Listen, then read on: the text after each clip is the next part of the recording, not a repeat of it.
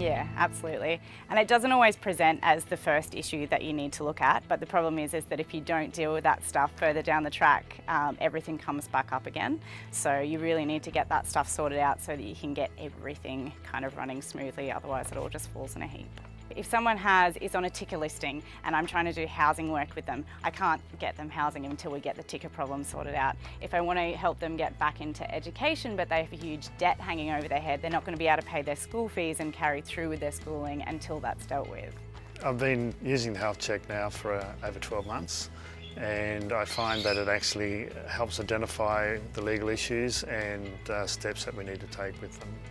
Yeah, the legal health check is really useful to use when things are really busy because it allows us to sit and focus on the person's legal issues and to have a guided conversation around that instead of just a brief, you've got this kind of stuff going on and I don't know a lot about it and I don't have time to deal with it, so we're just going to push it aside and deal with other stuff.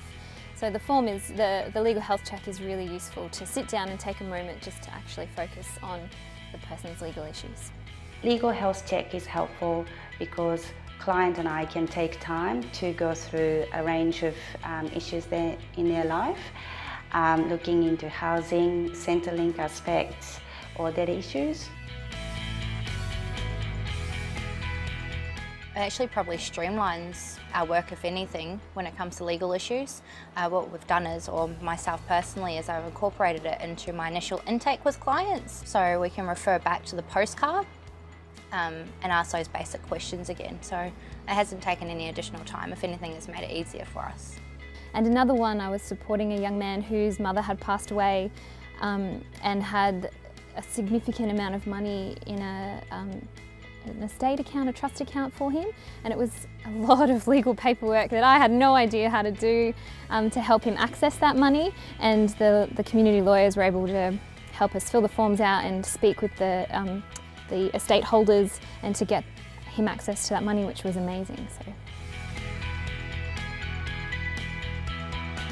The guidelines there are just very plain and simple, and it's very easy for our clients to understand. I mean, they've already got enough issues going on as it is. They don't need any more added problems. So it's just very good to just hit the nail on the head, be very precise with that, so they understand about what information that they need when they do go and talk to the legal service. When I'm using the legal health check with the refugees, the health check allows us to step them through what the process is in a clear way. Usually they're very frightened and hesitant when they come through, and this allows us to put them at ease through its clear language. I find it really user-friendly, and I'm not a lawyer, so if I can understand it, then it's pretty comprehensible.